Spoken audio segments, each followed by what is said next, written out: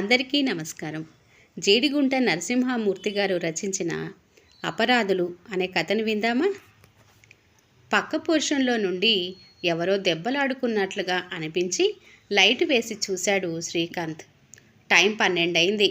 అతనికి ఒక్కసారి నిద్రలోంచి మెలకువ వచ్చిందంటే మళ్ళీ నిద్ర మీదకి రాదు. పక్కనే భార్య శ్రావణి ప్రశాంతంగా నిద్రపోతుంది. తన పక్క క్వార్టర్ రామారావుదే. అరుపులు అక్కడి నుండే వస్తున్నాయి. అయిన నిద్ర ఎలాగూ చెడింది. శ్రావణిని లేపి అసలు విషయం ఏమిటో కనుక్కుంటే కానీ అతని మనసు ప్రశాంతంగా కలిగేటట్టుగా లేదు. ఆమె జబ్బ మీద శుద్ధి మెత్తగా చరిచి, ఇదిగో నిన్నే ఒకసారిలే. పక్కింట్లో ఏమిటి ఆ గొడవ? వాళ్లకు గొడవ పెట్టుకోవడానికి ముహూర్తం ఈ అర్ధరాత్రిలే దొరికిందా? నుదుటకు పట్టిన చెమటను తుడుచుకుంటూ అడిగాడు. అబ్బా, ఏమిటండి బాబు, బంగారం లాంటి నిద్ర పాడు చేశారు. వాళ్ళ గొడవ ఎప్పుడూ ఉండేదే.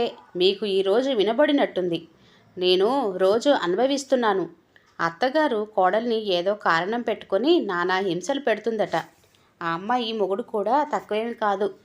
అంతకు రెట్టింపు బాధలు పెడతాడట. పాపం ఆ అమ్మాయిని చూస్తుంటే జాలేస్తుంది. పగవాళ్లకు కూడా అటువంటి సమస్యలు రాకూడదు. ఇప్పుడు మనిద్దరం ఆ ముచ్చట్ల గురించి చెప్పుకుంటూ ఉంటే ఇక వాళ్ళ గొడవ మానేసి గోడ దగ్గర చెవులు పెట్టుకొని మన మాటలు వింటారు. పొద్దున్నే లేస్తే మొహమొహాలు చూసుకోవాలి.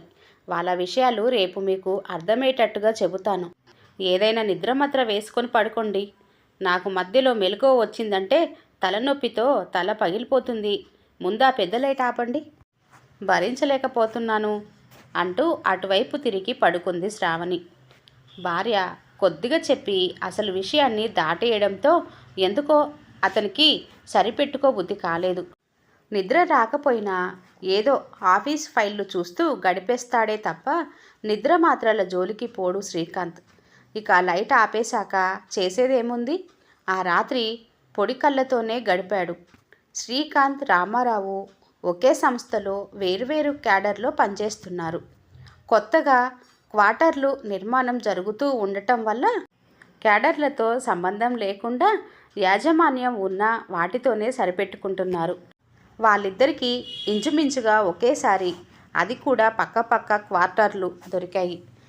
శ్రావణి ఆ రోజు పాలు పొంగించుకునే కార్యక్రమం పెట్టుకుంది. పక్క వాళ్ళను పిలవకపోతే బాగుండదని వెళ్ళి చెప్పి వచ్చింది. ఇంట్లో ఎవరో చాలామంది కనిపిస్తున్నారు. విషయం చెప్పి ప్రసాదం తీసుకెళ్ళమని ఆడవారికి చెప్పొచ్చింది. ఆ రోజు కార్యక్రమానికి పెద్దావిడ ఒకతే వచ్చింది. పూజ మధ్యలోనే మీది ఏ ఊరు? ఇంతకుముందు ఎక్కడ ఉండేవారు? మీ కులం ఏమిటి? అంటూ ప్రశ్నల మీద ప్రశ్నలు వేసింది.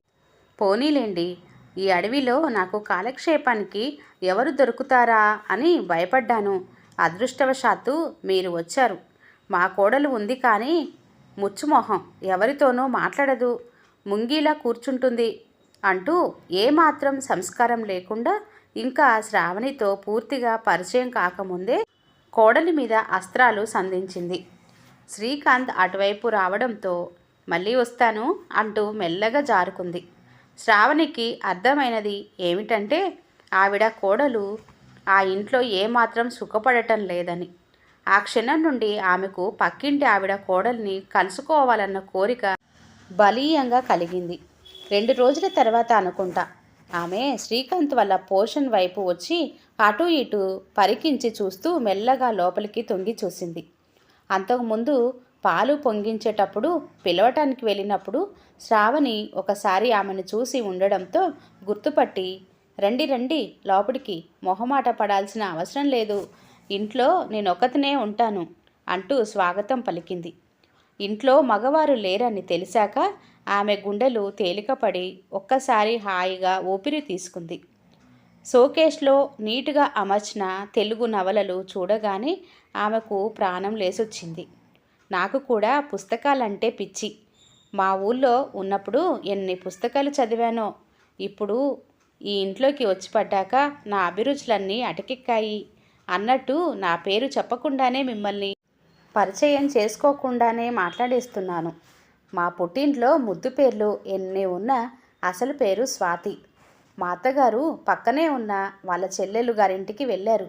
ఏ క్షణంలోనైనా వచ్చేయొచ్చు. మిమ్మల్ని మళ్ళీ ఇంకోసారి కలుస్తాను. ఏమీ అనుకోకండే అంటూ పరుగులాంటి నడకతో అక్కడ నుండి మాయమైంది.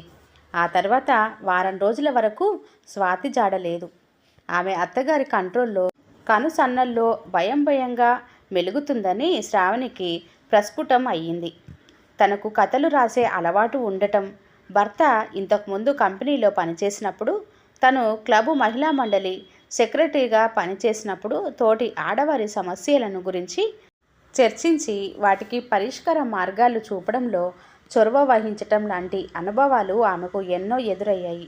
ఎలాగైనా స్వాతి గురించి తెలుసుకొని ఆమెకు ఏదో విధంగా ఉపయోగపడి ఆమె జీవితంలో మార్పు తేవాలన్న పట్టుదల శ్రావణిలో పెరుగుతూ వచ్చింది. 4 రోజులు శ్రీకాంత్ ఆఫీస్ పని మీద క్యాంపుకు వెళ్ళడంతో శ్రావణి స్వాతి అత్తగారు లేని సమయం చూసి ఇంటికి రప్పించుకుంది. ఏం పర్వాలేదు, మీ సమస్య నాతో చెప్పుకోండి. రోజు రాత్రిపూట మీ మీద మీ అత్తగారు మీ భర్త చేసే అఘాయిత్యాలు వినకూడదనుకుంటానే మా చెవిన పడుతూనే ఉన్నాయి. నేను మీలో ఎంతో కొంత ధైర్యం నింపాలని నాకు అనిపిస్తుంది. నేను మీ అక్కగారిని అనుకొని మీ బాధలను నాతో పంచుకోండి. మీకు నేను ఎటువంటి పరిస్థితుల్లోనూ సమస్యలు తెచ్చిపెట్టను అని హామీ ఇస్తున్నాను అంటూ స్వాతి చేతిని తన చేతిలోకి తీసుకొని ఆప్యాయంగా నొక్కింది. శ్రావణి పలికిన ధైర్య వచనాలకు ఆ కొద్ది క్షణాల్లోనే ఆమె పైన స్వాతికి గౌరవం రెట్టింపైంది. ఆ రోజు మీరు పాలు పొంగించినప్పుడు మీ ఇంటికి వచ్చి మిమ్మల్ని కలుసుకోవాలని ఎంతో ఆతృతపడ్డాను. కానీ మా అత్తగారికి నేను ఎక్కడికి వెళ్ళటం ఇష్టం లేదు. తన గురించి అన్ని విషయాలు ఇరుగు పొరుగుతో చెప్పుకుంటానని కట్టడి చేసింది. పెళ్ళయి 6 ఏళ్ళు అయినా ఇంకా పిల్లలు పుట్టలేదంటూ అబండాలు వేస్తుంది. కానీ తన కొడుకులో లోపం ఉందన్న విషయం మాత్రం తెలుసుకోదు. నాకు అంత క్లియర్గా ఉందని డాక్టర్ల రిపోర్ట్లు వస్తే తల్లి కొడుకులు ఇద్దరు వాటిని చింపి మంటల్లో పారేశారు. ఈ సమస్య ఇలా ఉంటే బీద కుటుంబం నుండి పిల్లను తెచ్చుకున్నాం. కొడుకు అచ్చటా ముచ్చటా తీరటం లేదని నా మీద లేనిపోని కథలన్నీ సృష్టించి ఊరంతా చెప్పుకుంటూ ఉంటారు. నేనంటే వాళ్లకు ప్రతి విషయంలోనూ తీవ్రమైన అసంతృప్తి. ప్రతి క్షణం సాధింపే. రాత్రి నిద్రపోయింది లేదు. కావాలని ఆ సమయంలోనే దెబ్బలాట వేసుకునేవాళ్ళు. మా వాళ్ళకి ఫోన్ చేయడానికి లేదు. వాళ్ళు ఈ గడప తొక్కడానికి లేదు. నా ప్రతి కదలిక గమనిస్తూనే ఉంటారు. ఆయనకు కూడా నా మీద ఈసుమంత ప్రేమ లేదు.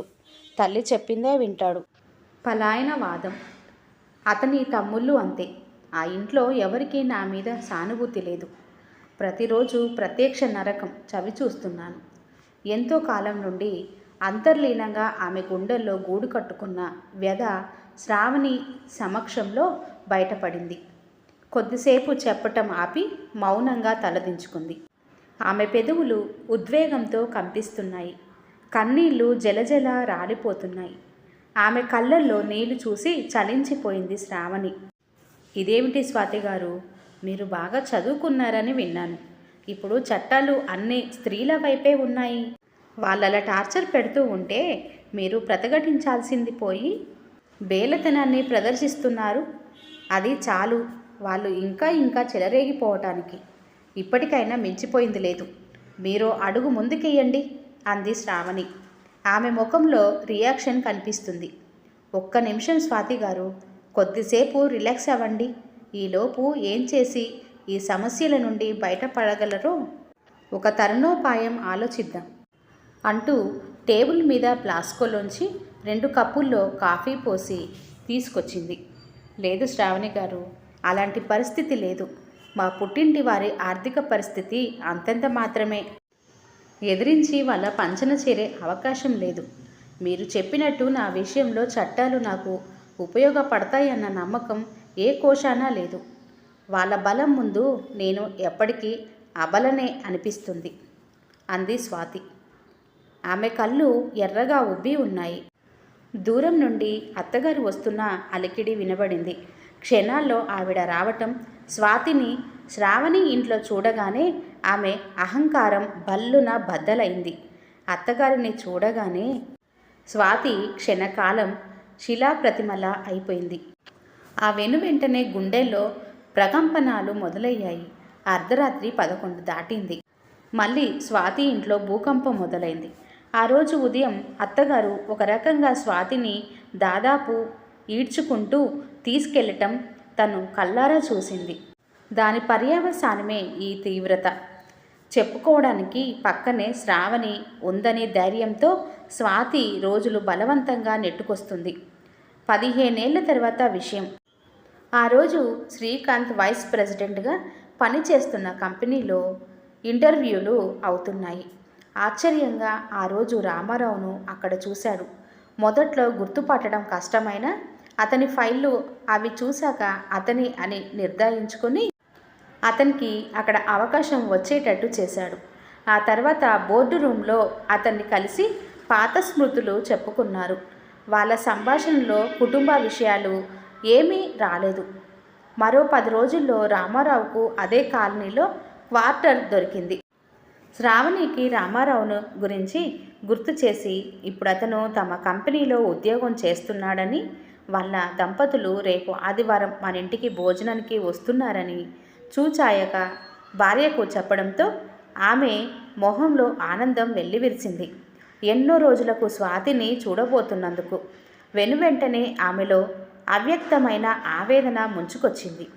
శ్రీకాంత్ ఎక్కడెక్కడో ఉద్యోగాలు చేయడంతో తను ఆ తర్వాత కాలంలో సమస్యల వలయంలో పూర్తిగా కూరుకుపోయి విలవిలలాడుతున్న స్వాతిని అగాధంలోకి నెట్టేసి ఆమె ఏమైందో కూడా తెలుసుకునే ప్రయత్నం చేయలేదు. ఇన్నాళ్లకు మళ్ళీ ఆమెను చూడటానికి సిగ్గుగా అనిపిస్తుంది. పాపం, తనకు తోడుంటానని ఆనాడు ఎన్నో ధైర్యవచనాలు చెప్పింది. ఆమె జీవితంలో వెలుగులు కురిపిస్తానని మాటిచ్చింది. కానీ అనుకోకుండా అక్కడ నుండి భర్తకు ఉద్యోగం మారడంతో ఆ క్వార్టర్, ఆ ఊరు శాశ్వతంగా వదిలేయాల్సి వచ్చింది. శ్రావణికి రామారావు వాళ్ళ విషయం చెప్పిన దగ్గర నుండి మనసులో లేదు. అయోమయంగా చూస్తూ ఉండిపోయింది. వీరు శ్రీకాంత్ గారి భార్య. ఇంతకుముందు శ్రీకాంత్ గారు నేను ఒకే కంపెనీలో పనిచేస్తూ పక్క క్వార్టర్లలో ఉండేవారం. ఈమె నా భార్య మాధవి అంటూ పరిచయం చేస్తుంటే అప్పుడు పరిశీలనగా చూసింది శ్రావణి. ఆమె ఆశ్చర్యానికి అంతులేదు. ఆమె ఖచ్చితంగా స్వాతి కాదు. మరి స్వాతి ఏమైంది? ఈవిడను రెండో పెళ్లి చేసుకున్నాడా? అంతుపట్టని విషయం. మాటల మధ్యలో రామారావు చెప్పాడు, తన మొదటి భార్య 15 ఏళ్ల క్రితం అనారోగ్యంతో చనిపోయిందని. అలా చెప్తూ ఉంటే అతని మొహంలో కించెత్తు బాధ కూడా కనిపించటం లేదు. క్యాజువల్గా చెప్పినట్టుంది. శ్రావణి అన్యమస్కంగా ఉండిపోయింది. లోపల నుండి ఆవేదన తన్నుకొస్తుంది. రామారావు చెప్పేది ఆమెకు నమ్మశక్యంగా అనిపించటం లేదు. ఖచ్చితంగా స్వాతి ఆత్మహత్య చేసుకుని ఉంటుంది.